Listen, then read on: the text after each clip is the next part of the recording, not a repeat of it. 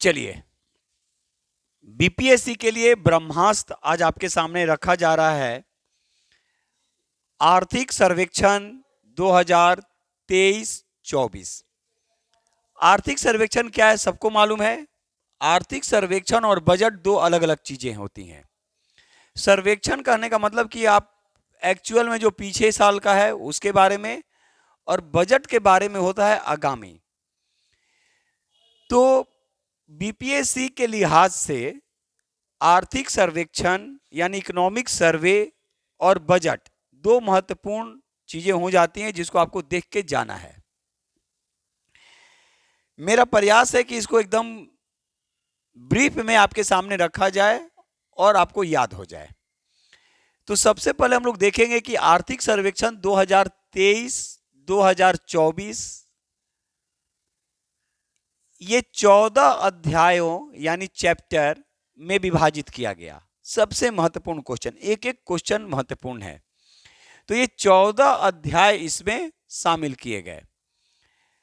12 फरवरी 2024 को, क्योंकि 23 और 24 का है ना, 23 और 24 का है, तो 12 फरवरी 2024 को वित्त मंत्री सह उप मुख्यमंत्री सम्राट चौधरी, ये याद रखिएगा, यानी सम्राट चौधरी के द्वारा ये आर्थिक सर्वेक्षण प्रस्तुत किया गया।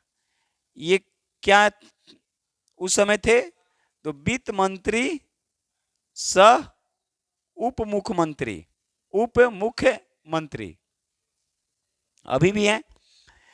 अब एक क्वेश्चन काफी महत्वपूर्ण यहां पे बनता है कि ये आर्थिक सर्वेक्षण 2023-24 ये कौन सा आर्थिक सर्वेक्षण का क्रम है?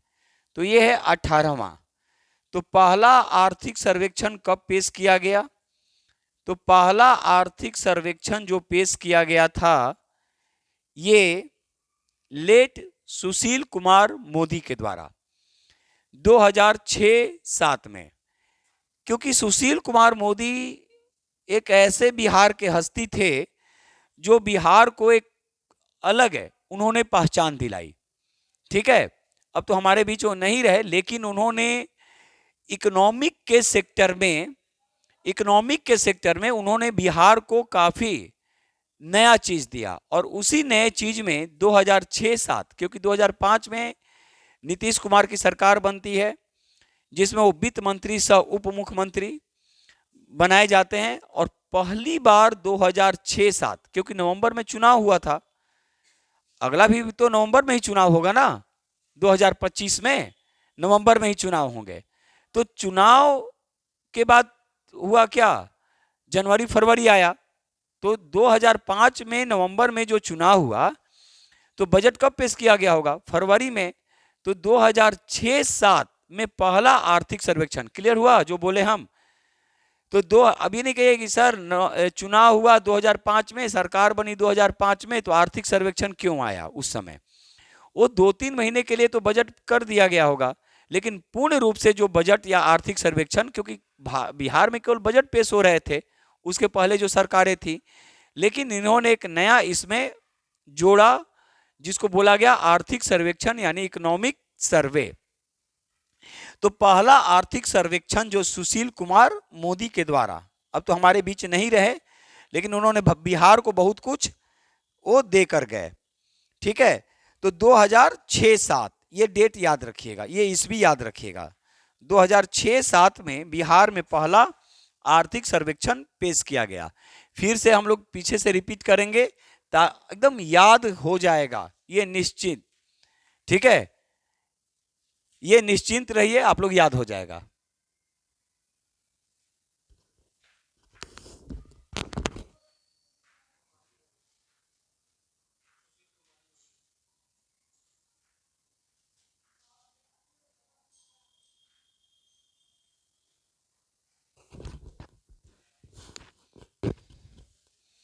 ठीक है, सुशील कुमार मोदी 2006-07। जो बोलना होगा आप लोग बोलिएगा, कोई दिक्कत नहीं है, सुनाई देनी चाहिए। चलिए आगे। एक बार फिर से देखेंगे, आर्थिक सर्वेक्षण 2023-24, ये 14 अध्यायों में इसको बांटा गया। 12 फरवरी 2024 को सम्राट चौधरी के द्वारा, सम्राट चौधरी किस पोस्ट पे? वित्त मंत्री सह उप मुख्यमंत्री, पीछे से बोलिएगा याद हो जाएगा। ये 18वां आर्थिक सर्वेक्षण था। पहला आर्थिक सर्वेक्षण 2006-07 में सुशील कुमार मोदी के द्वारा प्रस्तुत किया गया था। कोई दिक्कत यहां तक? आगे बढ़े। अब देखिएगा, राज्य का जो हम लोग निकालते हैं उसका मूल आधार होता है जीएसडीपी। जीएसडीपी यानी ग्रॉस स्टेट, जो डोमेस्टिक जो प्रोडक्ट हम लोग बात करते हैं, तो हम लोग दो तीन चीज को पहले देखेंगे। एक जीएसडीपी देखेंगे और एक हम लोग देखेंगे एनएसडीपी। जीएसडीपी और एक हम लोग देखेंगे एनएसडीपी। अब इन दोनों चीजों में आपको एक चीज याद रखना पड़ेगा कि एक आपको देखना है स्थिर मूल्य जो 2011-12 है, और एक देखना है आपको वर्तमान मूल्य। तो सिंपल सा दिमाग लगाइए कि जो स्थिर जो मूल्य है, जिसको हम लोग बोलते हैं रियल वैल्यू, और जो करेंट जो है उसको हम लोग बोलते हैं नॉमिनल। ये याद रखिएगा। तो जो स्थिर है तो क्या है? रियल यानी वास्तव। तो सिंपल सा सोचिए। और जो करेंट है यानी जो पहले का है उसको हम लोग बोले स्थिर यानी रियल। मेरी बात को ध्यान से सुनिएगा। जो वर्तमान है उसको हम लोग बोले नॉमिनल यानी करेंट। तो ज्यादा कौन होगा, कम कौन होगा? जो कल का वैल्यू था वो मान लीजिए कि, अब मान लीजिए 2011-12 की बात कर रहे हैं और हम आज की बात कर रहे हैं, तो उस समय और आज की तुलना दोनों अगर करेंगे तो ज्यादा किसका हो जाएगा? आज का हो जाएगा, वर्तमान हो जाएगा। तो एक अपने जीवन में याद रखिएगा कि जब भी हम लोग स्थिर मूल्य निकालेंगे वो करेंट वैल्यू से, यानी करेंट जो वैल्यू है, जो कह सकते हैं कि जो वर्तमान मूल्य है, उससे वो कम होता है। क्लियर हुआ? यानी अब सिंपल सा देखिए, अब जैसे बिहार का अगर हम लोग देखेंगे कि बिहार का जीएसडीपी का में ये योगदान कितना है, बिहार में जीएसडीपी का योगदान कितना है, अगर ये हम लोग अगर पूछेंगे स्थिर मूल्य पे, तो स्थिर मूल्य की अगर हम लोग बात करेंगे, याद रखिएगा, अगर हम लोग स्थिर मूल्य पे बात करेंगे तो स्थिर मूल्य पे ज्यादा होगा या फिर वर्तमान मूल्य पे ज्यादा होगा? वर्तमान पे ज्यादा होगा। सोचने का विषय है।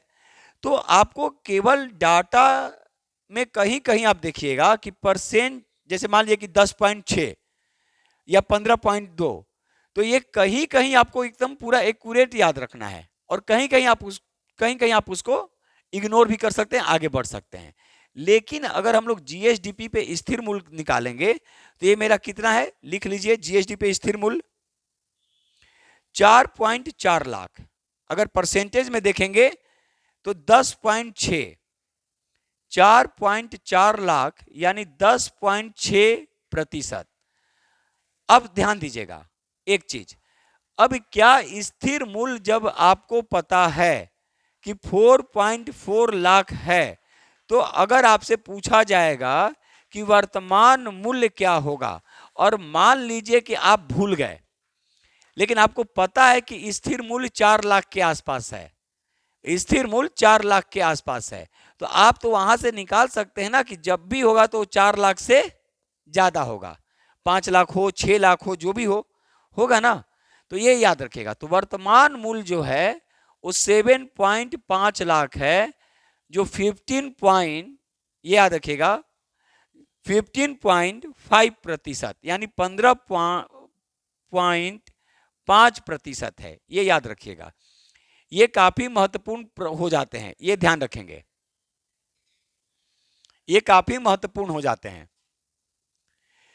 फिर से मेरी बात को सुनिएगा। देखिए, अगर प्रति व्यक्ति आय भी राज्य में हम निकालेंगे तो हम लोग जीएसडीपी को ही मुख्य रूप से मानेंगे, ये याद रखिएगा। और प्रति व्यक्ति आय भी दो तरीके से हम लोग देखेंगे, पहला स्थिर मूल्य पे और दूसरा वर्तमान मूल्य पे। तो स्थिर मूल्य पे ज्यादा होगा या वर्तमान मूल्य पे? क्लियर हुआ? जैसे हमने बोला पूरा जो जीएसडीपी अभी क्या है स्थिर मूल्य पे 4.4 लाख, ठीक है, वर्तमान मूल्य पे कितना है 7.5 लाख। वो परसेंटेज में भी आपको याद रखना है। क्लियर हुआ यहां तक? फिर से एक बार हम रिपीट कर रहे हैं, उसको देखते जाइए। आर्थिक सर्वेक्षण 2023-24 ये 18वां आर्थिक सर्वेक्षण था जो वित्त मंत्री सह उप मुख्यमंत्री सम्राट चौधरी के द्वारा 12 फरवरी 2024 को पेश किया गया। पहला आर्थिक सर्वेक्षण 2006-7 में सुशील कुमार मोदी के द्वारा पेश किया गया था। क्लियर हुआ? अब यहां ध्यान रखेंगे, बिहार का जीएसडीपी स्थिर मूल्य पे 4.4 लाख है, जबकि वर्तमान मूल्य पे 7.5 लाख। परसेंटेज में देखेंगे स्थिर मूल्य पे, ये रियल हुआ, ये नॉमिनल हुआ। जब भी होगा रियल से नॉमिनल जो होगा वो ज्यादा होगा, यानी स्थिर मूल्य से वर्तमान मूल्य हमेशा ज्यादा होगा, ये याद रखिएगा। अब ये 4.4 लाख यानी 10.6%, और ये हुआ 7.5 लाख यानी 15.5%। अब अगर हम विकास दर की बात करेंगे कि बिहार का विकास दर कितना है, तो ये याद रखिएगा 14.2%। अगर विकास दर की बात करेंगे तो 14.2%। कोई दिक्कत यहां तक? एकदम हड़बड़ाना बिल्कुल नहीं है, एकदम आराम से इसको देखते जाइए और ये याद हो जाएगा। चलिए, अब हमने क्या बोला, एक जीएसडीपी के अलावा हम लोग निकालते हैं किस पे? एनएसडीपी। अब एनएसडीपी में भी हम लोग दो तरीके से देखेंगे, स्थिर मूल्य पे देखेंगे और वर्तमान मूल्य पे देखेंगे। तो स्थिर मूल्य पे क्या है 3.9 लाख, स्थिर मूल्य पे क्या है 3.9 लाख। एनएसडीपी में स्थिर मूल्य पे अगर हम लोग देखेंगे तो 3.9 लाख है। अब सुनिए, तो वर्तमान मूल्य पे क्या होगा, 3.9 से ज्यादा होगा या कम होगा? 3.9 से ज्यादा होगा या कम होगा? ज्यादा होगा। कौन बोला कम होगा? हैं? क्लास में नहीं रहते आप लोग? तो ज्यादा होगा 6.6 लाख, याद रखिएगा 6.6 लाख। ठीक है, परसेंटेज कोई मायने नहीं रखता है, इसको याद रखेंगे। कोई दिक्कत यहां तक? चलिए आगे, प्रति व्यक्ति आय हेडिंग बनाएंगे स्थिर मूल्य पे और वर्तमान मूल्य पे।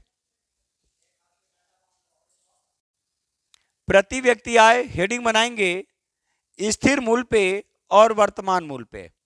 हड़बड़ाएंगे बिल्कुल नहीं आप लोग, हम पूरा फिर से एक बार लास्ट में रिवीजन करवा देंगे। पहले ही बोले हैं याद करके जाना है।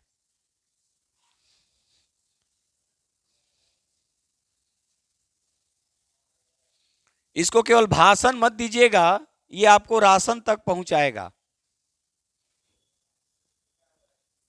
यानी भाषण ये नहीं है, ये आपके राशन का उपाय करने जा रहा है।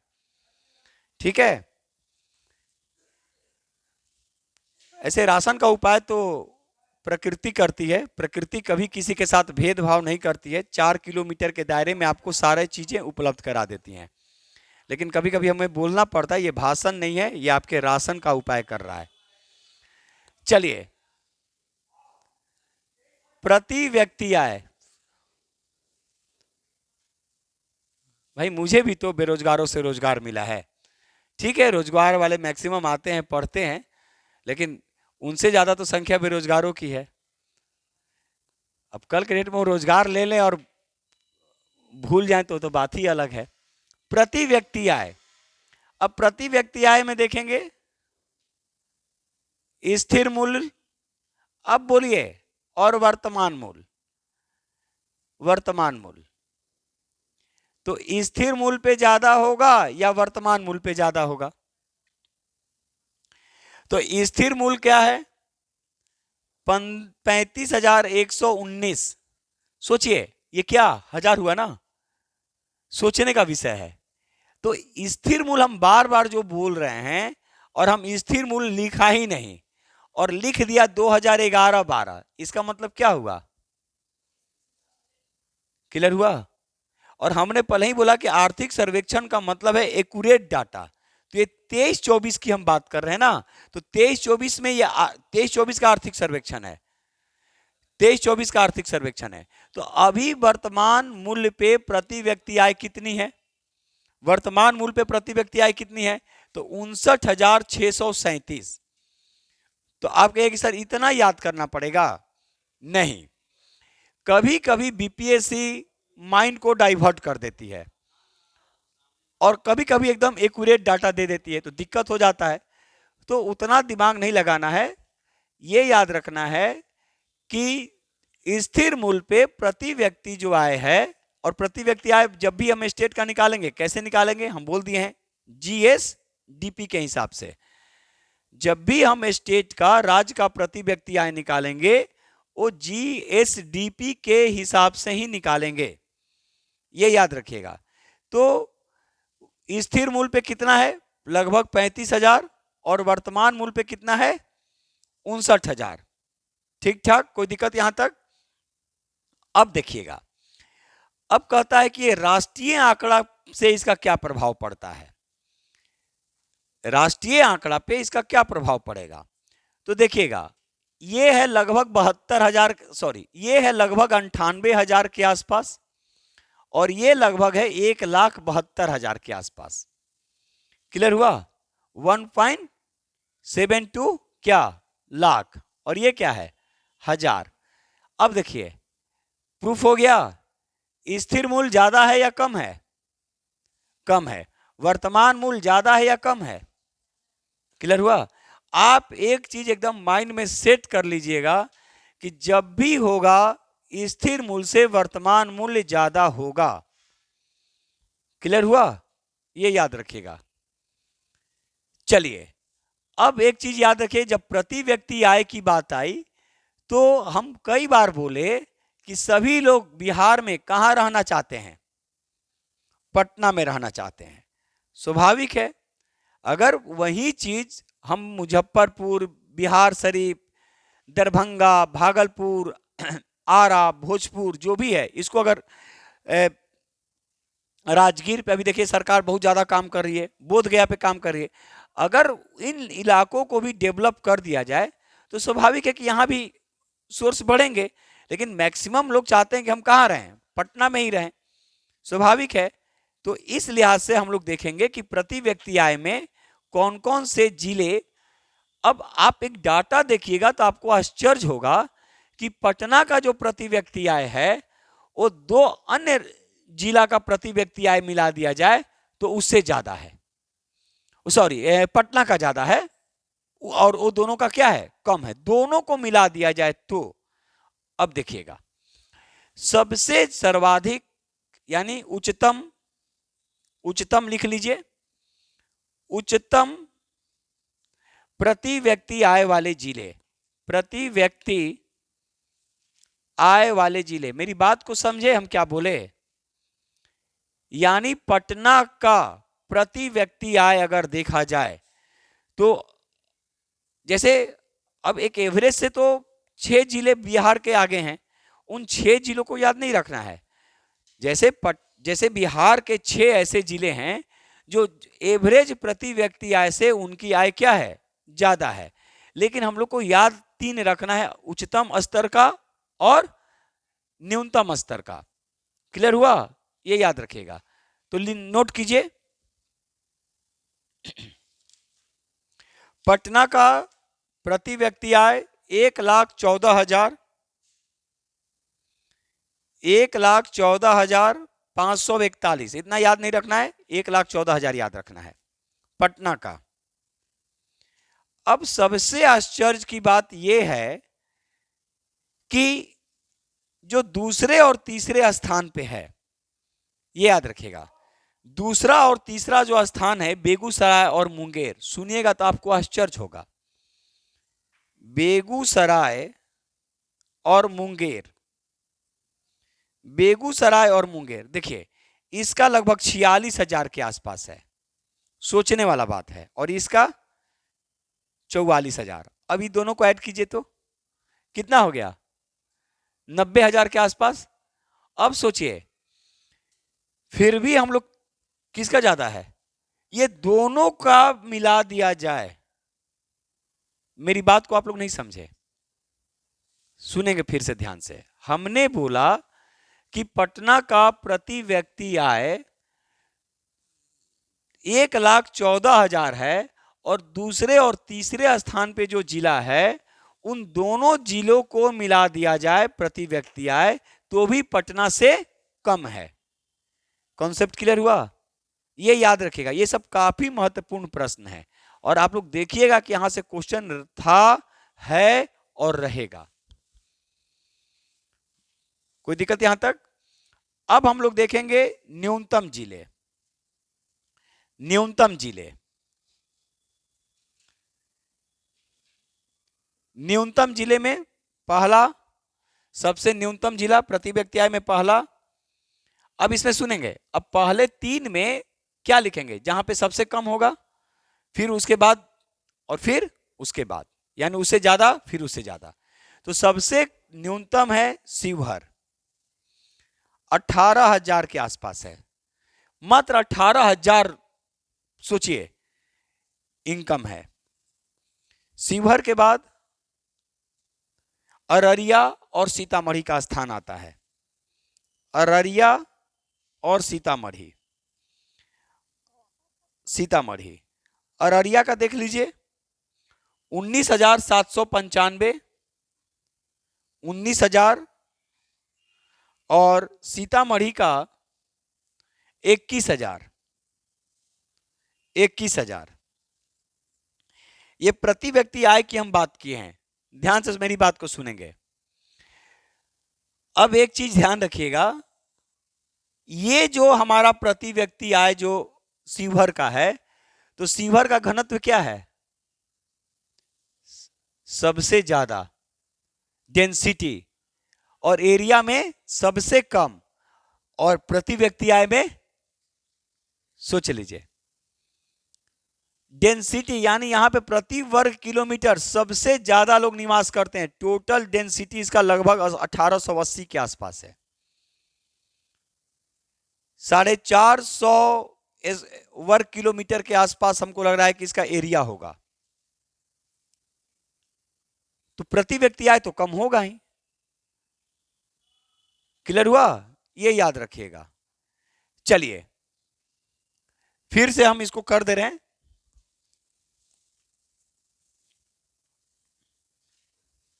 देखिएगा, न्यूनतम प्रति व्यक्ति आय वाले जिले, पहला किसका है, शिवहर, लगभग 19,000 अर्निंग है। इसके बाद 18,000, 19,000 इसलिए बोले कि 995 के आसपास है, यानी 990 995 के आसपास वहां का है। कहीं 80 भी देता है, कहीं 55 ये भी। अब मान लीजिए, सोचिए हमने लिखा 18,980 से लेकर 95 के, अब दे देगा 19,000, तो खोजिएगा, राउंड फिगर है ना, राउंड फिगर है ना। तो हमने लिखा इतना, इसको राउंड फिगर में क्या बोल सकते हैं, 18 से 19,000, 19,000 बोलेंगे, 19,000। दूसरा स्थान किसका है, अररिया, अररिया में कितना है, 19,000, ठीक है, 795। अब क्या ये बोलेगा कि 19,800 या लगभग 20,000 के आसपास, 20,000 तो नहीं बोलेगा, 19,800, क्योंकि 200 रुपये का अंतर आ जाएगा। ठीक है, यहां पे कुछ नहीं, यहां पे तो मात्र 20 रुपये का अंतर है। और तीसरा स्थान सीतामढ़ी, 21,000। क्लियर हुआ? ये न्यूनतम प्रति व्यक्ति आय वाले जिले हैं। एक बार फिर से सुनिएगा, राज्य का प्रति व्यक्ति आय जब भी हम निकालेंगे वो जीएसडीपी पे निकालेंगे। बिहार का प्रति व्यक्ति आय जो है वो स्थिर मूल्य पे कितना है, लगभग 36,000 के आसपास, 35,000 समथिंग है ना, 35,119। तो 35,000 भी देगा और 36,000 भी देगा, तो आपको 35,000 करके आना है। और मान लीजिए 34,000 दे दे और 36,000 दे दे, तो एक एवरेज निकाल लीजिएगा। वर्तमान मूल्य पे कितना है, 59,637। ठीक है। अब देखेंगे स्थिर मूल्य से राष्ट्रीय आंकड़ा ज्यादा है कि कम है, ज्यादा है, राष्ट्रीय आंकड़ा ज्यादा है ना। उसके बाद वर्तमान मूल्य से भी राष्ट्रीय आंकड़ा ज्यादा है, ये याद रखिएगा। अब देखिए ये क्वेश्चन मिलाने के लिए आएगा, क्रम के लिए, ये आए या फिर ये आए, आना निश्चित है, आना निश्चित है। ठीक है, एकदम कौन याद रखिएगा। और 13 दिसंबर को आप बात कीजिएगा, एकदम आना निश्चित है। तो पटना का प्रति व्यक्ति आय 1,14,000 के आसपास है, जो बेगूसराय और मुंगेर अगर दोनों को मिला लिया जाए तो इससे भी क्या है, ये ज्यादा है। यानी दोनों ये मिलाकर भी पटना के प्रति व्यक्ति आय को क्रॉस नहीं कर पा रहे हैं। ये एकदम मार्क वाला क्वेश्चन है, इसको याद रखिएगा। अब न्यूनतम प्रति व्यक्ति आय शिवहर, हम शिवहर की चर्चा क्यों किए, अररिया और सीतामढ़ी। एक तो शिवहर में न्यूनतम प्रति व्यक्ति आय सबसे कम है, दूसरा डेंसिटी के हिसाब से यानी घनत्व की दृष्टि से शिवहर जो है वो सबसे बड़ा क्या है, जिला है। क्लियर है, कोई दिक्कत है। यानी लगभग 1880 के आसपास, 80-82 देता है, 80 ही है, 80 इसका माना गया, 1880। कोई दिक्कत। चलिए अब हम फिर से एक बार रिपीट कर रहे हैं, एकदम आराम से सुनिएगा आप लोग। अभी हम बात कर रहे हैं आर्थिक सर्वेक्षण 2023-24। ये 18वां आर्थिक सर्वेक्षण पेश किया गया 12 फरवरी 2024 को वित्त मंत्री सह उप मुख्यमंत्री सम्राट चौधरी के द्वारा। इसमें 14 अध्यायों को शामिल किया गया, यानी 14 अध्यायों में इसको बांटा गया। इन आर्थिक सर्वेक्षण सबसे पहले जब पेश किया गया वो 2006-07 में पेश किया गया था सुशील कुमार मोदी के द्वारा, जो अब हमारे बीच नहीं रहे, लेकिन उन्होंने बिहार को बहुत कुछ देकर यहां से हो गए। अब यहां पे आपसे जो क्वेश्चन पूछा जाएगा स्थिर मूल्य पे और वर्तमान मूल्य पे, तो स्थिर मूल्य जब भी होगा वो वर्तमान मूल्य से कम होगा, यानी वर्तमान मूल्य क्या होगा, ज्यादा होगा। आई बात समझ में, वर्तमान मूल्य क्या होगा, ज्यादा होगा। अब इसके बाद हमने बात किया प्रति व्यक्ति आय के बारे में। तो प्रति व्यक्ति आय जब भी हम राज्य का निकालते हैं वो जीएसडीपी पे निकालते हैं। ठीक है, ये याद रखिएगा। अब प्रति व्यक्ति आय बिहार का कितना है, ये ओवरऑल आपको देखना है स्थिर मूल्य पे, तो वो है लगभग 35,000 और वर्तमान मूल्य पे कितना है, लगभग 59,000। ठीक है, 60 भी दे तो घबराने की बात नहीं है। अब आपको स्थिर मूल्य पे भारत का प्रति व्यक्ति आय अगर पूछेगा तो लगभग 98,000 है, और वर्तमान मूल्य पे अगर भारत का प्रति व्यक्ति आय पूछेगा तो 1,72,000 के आसपास है। ठीक है, चलिए अब आपसे अगला जो क्वेश्चन जो पूछे जाने की संभावना है और पूछ रहा है एग्जाम में कि सर्वाधिक 3 जिले जहां पे प्रति व्यक्ति आय सबसे अधिक है। ऐसे तो 6 जिले हैं बिहार के जहां पे प्रति व्यक्ति आय जो है वो एवरेज जो इनकम जो है उससे वहां ज्यादा है। अब ये 3 जिले कौन है, पटना का प्रति व्यक्ति आय 1,14,000। उसके बाद किसका स्थान आ रहा है, बेगूसराय और मुंगेर। बेगूसराय का 46,000 है और मुंगेर का, ठीक है, और यहाँ पे लिंगानुपात सबसे कम है ना मुंगेर में, देख लीजिएगा आप लोग, लगभग हमको लग रहा है कि यहाँ पे सबसे कम है, 879 के आसपास है। एक बार आप लोग चेक कर लीजिएगा डाटा।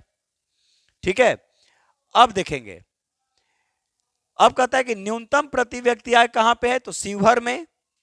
उसके बाद किस कहां है, अररिया, और फिर है सीतामढ़ी। अब दूसरा जो सबसे महत्वपूर्ण प्रश्न जो पूछे जाने की जो संभावना है वो हम लोग प्राइमरी सेक्टर, सेकेंडरी सेक्टर और टर्सरी पे बात करेंगे, यानी प्राथमिक क्षेत्र, द्वितीयक क्षेत्र और तृतीयक क्षेत्र। सबको मालूम है कि प्राथमिक क्षेत्र की हिस्सेदारी कम है, लेकिन उत्पादन जो हमारे यहाँ है वो ज्यादा है, जो कहीं ना कहीं सेकेंडरी और टर्सरी को लेकर चल रहा है, द्वितीयक और तृतीयक।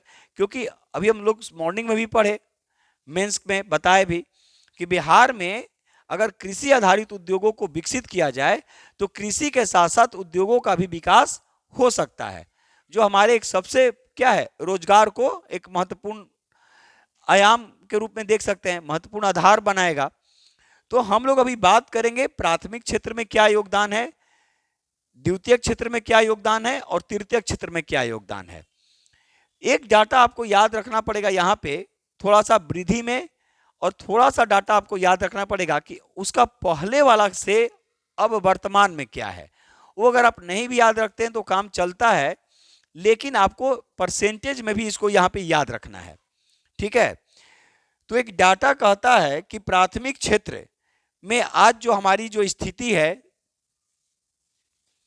द्वितीयक क्षेत्र में जो स्थिति है और तृतीयक क्षेत्र में जो स्थिति है, वो देख लीजिए। तो आप ये दोनों डाटा को अगर ऐसे याद रखिएगा, अगर मान लीजिए कि आप भूल गए तो एकदम आप इजी वे में याद रखिए कि प्राथमिक क्षेत्र में जो हमारा योगदान जो है, प्राथमिक क्षेत्र में ये लगभग 19.97 के आसपास है प्रतिशत, जिसको हम लोग 20% बोल सकते हैं, जिसको हम लोग 20% बोल सकते हैं। तो प्राथमिक क्षेत्र का 20%, द्वितीयक क्षेत्र का 20%, ये भी 20% के आसपास है, ये याद रखिएगा। ये है 20.04%। अब देखिए, अब सिंपल सा सोचिए, आपको याद कितना करना पड़ा, 20 कितना हो गया, 40। अब ध्यान दीजिएगा, तृतीयक क्षेत्र का क्या हो जाएगा, क्लियर हुआ? लगभग आप जोड़ेंगे तो 59.98। अच्छा, अब देखिए पहले क्या था, तो लिख लीजिए लगभग 22%। तो पहले की तुलना में ये कम हुआ या ज्यादा हुआ? ज्यादा। कहां रहते हैं आप लोग क्लास में? ये तो YouTube पे भी अपलोड हो रहा है। पहले था 22%, ठीक है। अब यहां पहले क्या होगा, यहां पहले क्या होगा, लगभग 20% के आसपास, 6% है। तो यहां तो कम देखने को मिला, यहां तो कम देखने को मिला। अब यहां देखिए लगभग 57% है, ये याद रखिएगा, 57.26%। अब देखिए प्राथमिक क्षेत्र में पहले की तुलना में वर्तमान में क्या हुआ, कम हुआ। द्वितीयक क्षेत्र में क्या हुआ, बढ़ा। कैसे बढ़ा, घटा ना, और तृतीयक क्षेत्र में बढ़ा। अब इसको अगर परसेंटेज में देखेंगे कि क्या योगदान है प्राथमिक क्षेत्र का, द्वितीयक क्षेत्र का और तृतीयक क्षेत्र का, कितना कितना योगदान है, तो ये याद रखिएगा एक डाटा के हिसाब से या वृद्धि के कह सकते हैं, तो लगभग 6.3%, 6.3% और ये है 13%।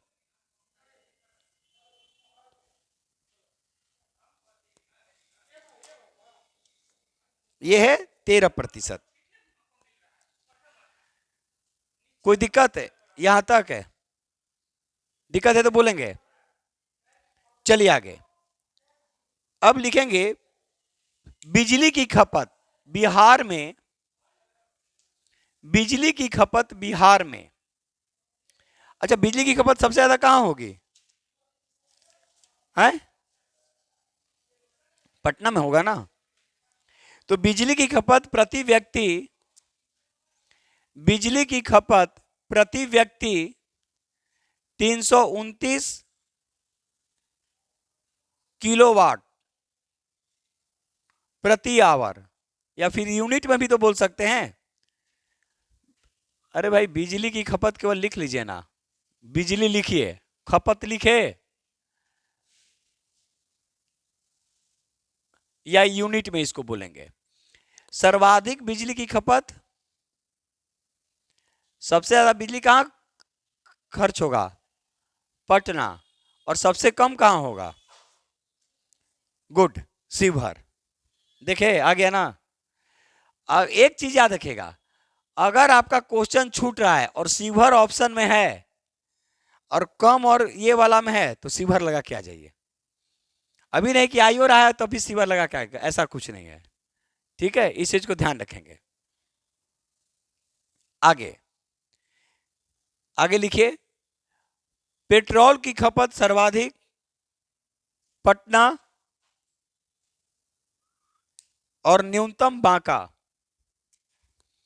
अब देखेंगे, पेट्रोल, डीजल और कुकिंग गैस, खाना जिसको बनाने आता है, हमको तो आता ही नहीं है।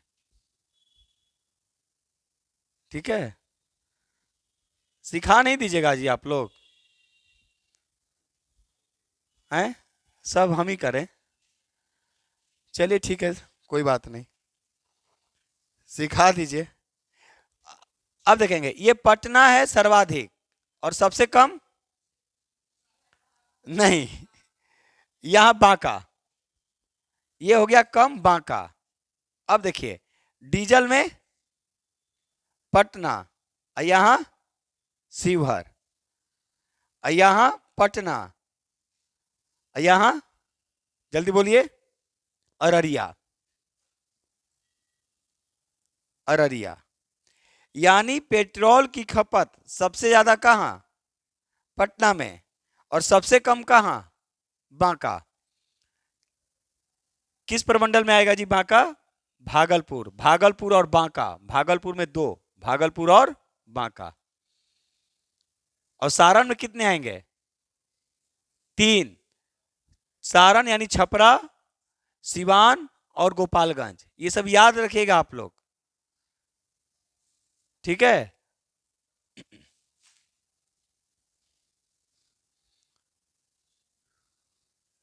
तो कुकिंग गैस, कुकिंग गैस सबसे ज्यादा कहां यूज होगा? पटना, और सबसे कम अररिया।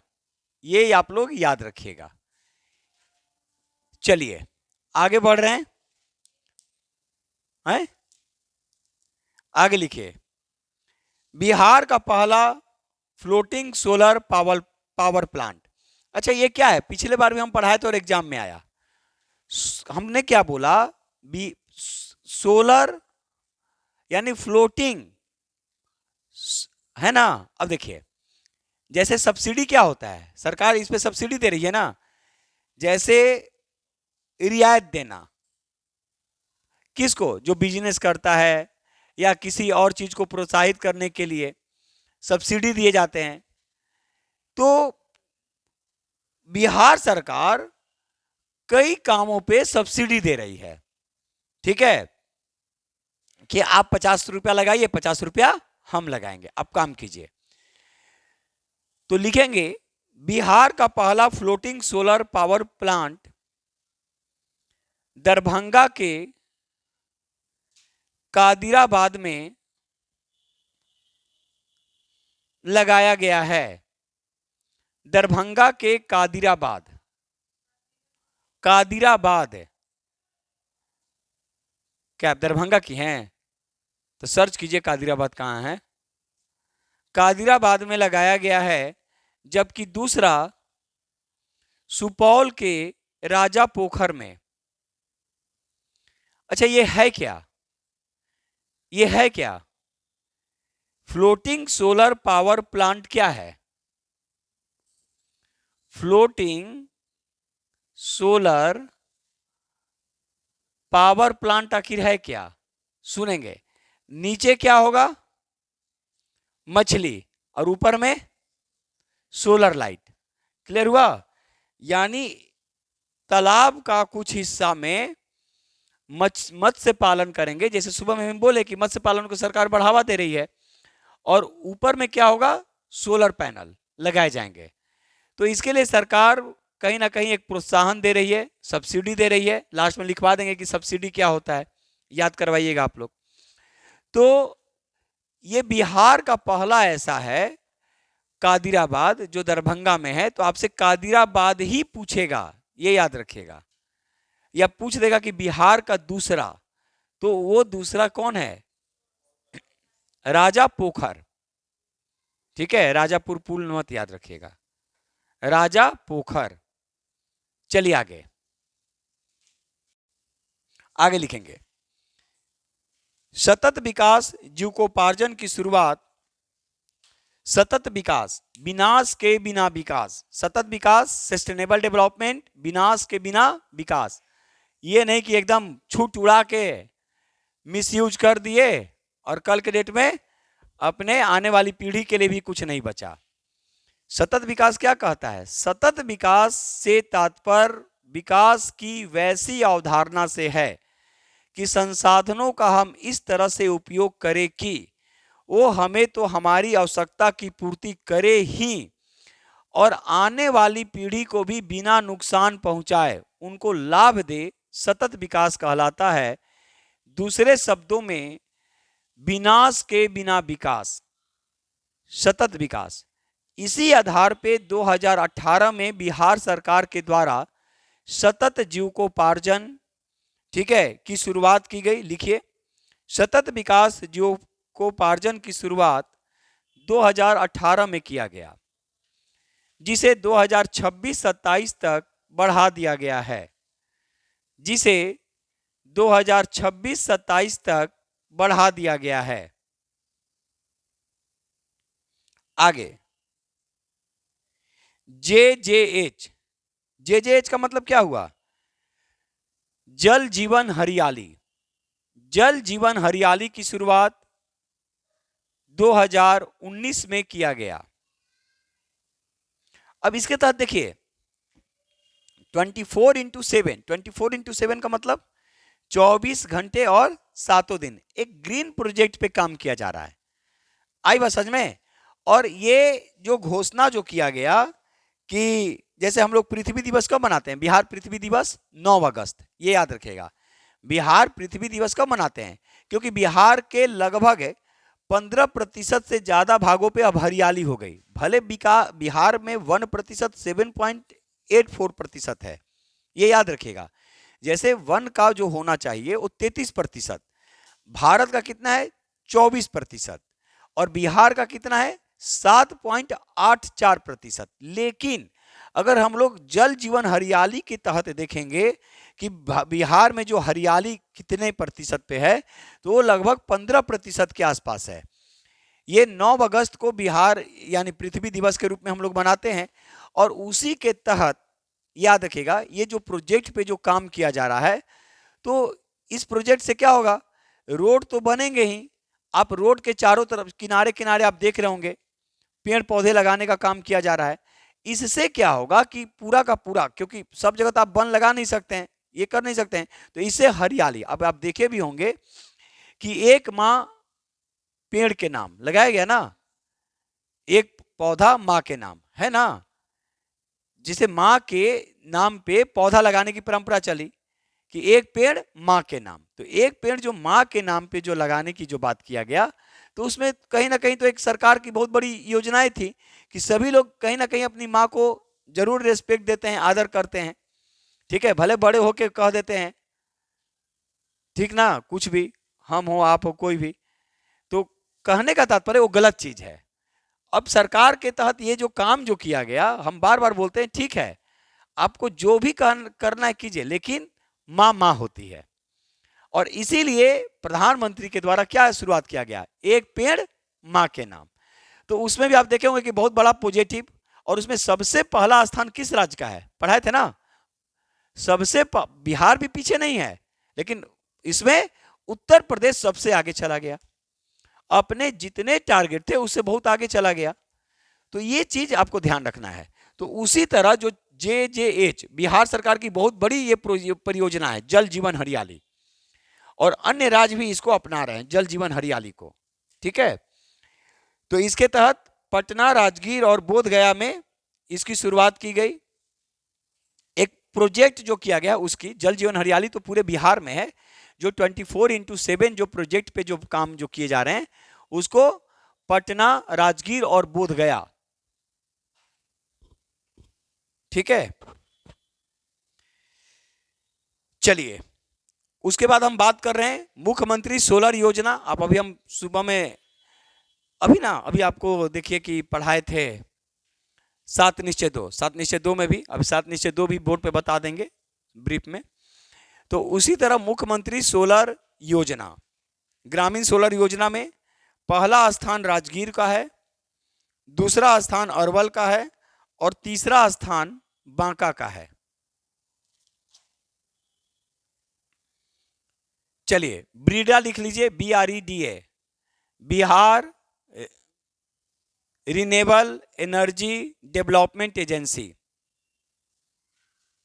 रिन्यूएबल के बारे में, तो रिन्यूएबल के बारे में बताने की जरूरत है ही नहीं, रिन्यूएबल गैर परंपरागत जो ऊर्जा के स्रोत हैं।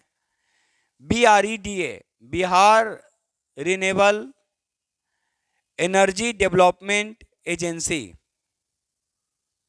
नेक्स्ट, मनरेगा के तहत, अब देखिए एक सुबह भी इसकी चर्चा किए हम और बोले भी कि हम जो आगे जो पढ़ाएंगे इकोनॉमिक सर्वे उसमें बात करेंगे। मनरेगा की जो शुरुआत जो की गई थी वो 2005 के अधिनियम के तहत, ठीक है, पूरे ये नेशनल का था। 2005 के अधिनियम के तहत 2 फरवरी 2006 को किया गया। ठीक है, इसमें 100 दिन के रोजगार की बात किया गया, 33% महिलाओं की हिस्सेदारी की बात की गई। 2 अक्टूबर 2009 को इसका नाम बदलकर मनरेगा कर दिया गया, तो अब ये मनरेगा के नाम से ही जाना जाएगा। अब इसमें एक चीज आपको ध्यान देना है कि 33% महिलाओं की तो भागीदारी है, लेकिन बिहार में इसका पॉजिटिव देखने को मिला और लगभग 56% से ज्यादा महिलाएं इसमें, ठीक है, वर्क कर रही है। तो ये आपसे क्वेश्चन पूछा जा सकता है कि मनरेगा में, बिहार में मनरेगा में महिलाओं का प्रतिशत कितना है, तो लगभग 56%। अरे अभी बोले काम का अधिकार अनुच्छेद 41, काम का अधिकार अनुच्छेद 41 और मनरेगा के तहत बिहार में परिवारों की जो संख्या जो है लगभग हमको लग रहा है कि अब आसपास हमको लग रहा है कि बढ़ गया है। टोटल हमको लग रहा है 50 लाख। अब ये डाटा बिहार का है या नेशनल का है, एक बार आप लोग इसको करेंगे। सब्सिडी लिख लीजिए, क्या होता है लिखवा दे रहे हैं। किसी व्यक्ति, व्यवसाय या संस्था को दी जाने वाली आर्थिक अनुदान। किसी व्यक्ति, संस्था या व्यवसाय के लिए दी जाने वाली आर्थिक सहायता या लाभ को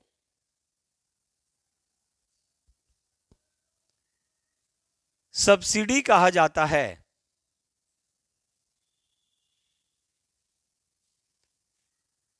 नेक्स्ट, सब्सिडी आमतौर पर नगद भुगतान या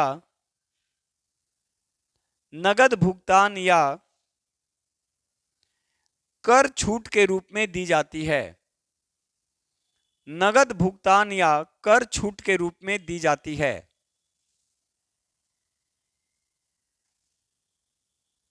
सब्सिडी सरकार के नॉन प्लान्ड, यानी कोई प्लान नहीं।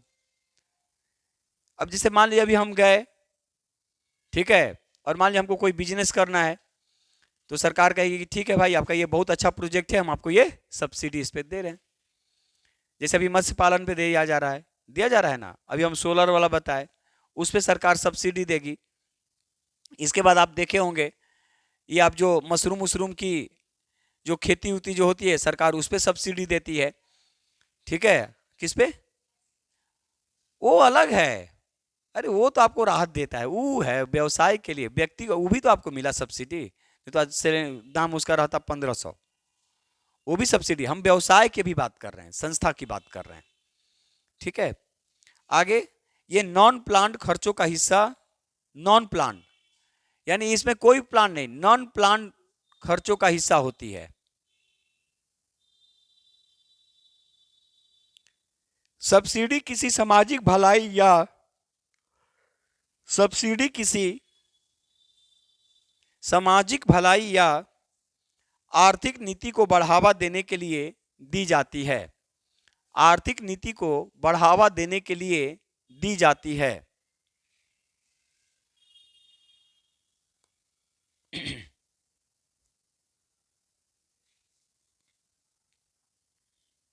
हो गया। चलिए एक बार ब्रीफ में समझ लीजिए फिर से। आर्थिक सर्वेक्षण 2023-24 हम बार बार 3 बार 4 बार रिपीट किए कि आपको फिर घर में जाके सिर्फ एक बार देखना है, 70 से 80% यहीं पे याद हो जाएगा। 2023-24 ये 18वां आर्थिक सर्वेक्षण 12 फरवरी 2024 को, कॉपी सब लोग देखते जाएंगे, वित्त मंत्री सह उप मुख्यमंत्री सम्राट चौधरी के द्वारा पेश किया गया। इसमें 14 अध्यायों को शामिल किया गया। इसके तहत आप जीएसडीपी और एनएसडीपी वाला जो डाटा है उसको याद रखिएगा। स्थिर मूल्य और वर्तमान मूल्य याद रखेंगे। स्थिर मूल्य जब भी होगा वर्तमान मूल्य से कम होगा, यानी इस वर्तमान मूल्य क्या होगा, स्थिर मूल्य से ज्यादा। प्रति व्यक्ति आय जब भी हम राज्य का निकालेंगे वो जीएसडीपी पे निकालेंगे। बिहार का प्रति व्यक्ति आय स्थिर मूल्य पे देख लेंगे 35,000 के आसपास, और वर्तमान मूल्य पे देखेंगे तो लगभग कितना है, 59,000 यानी 60,000 के आसपास। फिर हम लोग देखेंगे कितने जिले प्रति व्यक्ति आय में प्रथम, द्वितीय और तीसरे स्थान पे हैं, और कितने जिले न्यूनतम दृष्टि से यानी प्रथम और द्वितीय तृतीय हैं। इसके बाद हम लोग देखेंगे प्राथमिक क्षेत्र में योगदान, द्वितीय क्षेत्र में योगदान और तृतीय क्षेत्र में योगदान। लगभग प्राथमिक और द्वितीय क्षेत्र में लगभग क्या है 20-20% लगभग हम एवरेज बोले, और तृतीय क्षेत्र में कितना है 60 के आसपास मानिए, ऐसे याद रहेगा इजी वे में, ठीक है। उसी तरह बिजली की खपत में देखेंगे तो 329 ठीक है प्रति यूनिट है। उसके बाद बिजली की खपत सबसे ज्यादा जहां है वो पटना है, कम कहां है शिवहर में। उसी तरह पेट्रोल, डीजल और कुकिंग गैस की खपत देखेंगे सबसे ज्यादा कहां, सबसे कम कहां। इसके बाद ये सबसे इंपॉर्टेंट है सतत विकास में जीविकोपार्जन वाली बात। उसके बाद मुख्यमंत्री सोलर जो है वो इंपॉर्टेंट है। फ्लोटिंग वाला सबसे ज्यादा महत्वपूर्ण है, तो इसको आप लोग देख लेंगे। एक टॉपिक और रह गया 7 निश्चय 2, थोड़ा सा हम उसको ब्रीफ में लेके चल रहे हैं, ये याद रखिएगा। ये भी कहीं ना कहीं बजट से ही रिलेटेड है, और ये बजट में हम लोग पढ़ते अगले क्लास में, तो हम लोग आज ही देख लें।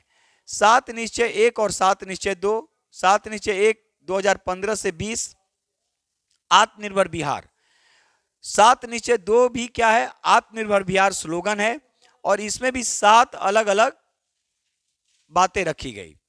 जैसे 7 निश्चय 2 में पहला क्या है, युवा शक्ति बिहार की प्रगति, ठीक है। और पिछले बार 2023 का थीम भी था बिहार दिवस का, युवा शक्ति और बिहार की प्रगति। उसके बाद क्या है, सक्षम महिला, समृद्ध महिला, महिलाओं की सशक्तिकरण के लिए। उसके बाद स्वच्छ गांव समृद्ध गांव, स्वच्छ शहर समृद्ध शहर। इसके बाद हर खेत तक सिंचाई का पानी। देखिए ये याद रखिएगा कि किस ईस्वी तक, आपको जाके सर्च कर लेना है। हमको लग रहा है 2025 या 26-25 ही हमको लग रहा है कि हर खेत तक सिंचाई का पानी पहुंचाने का लक्ष्य रखा गया है।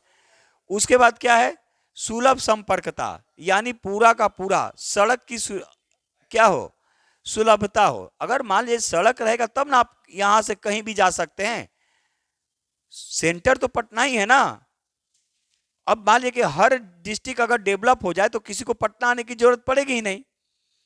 आप यूपी का देख लीजिए, थोड़े सब लोग की लखनऊ में रहते हैं, वहां तो कई ऐसे जगह हैं जहां पे लगता है कि नहीं, लखनऊ से ज्यादा वहां पे ही सुविधा है।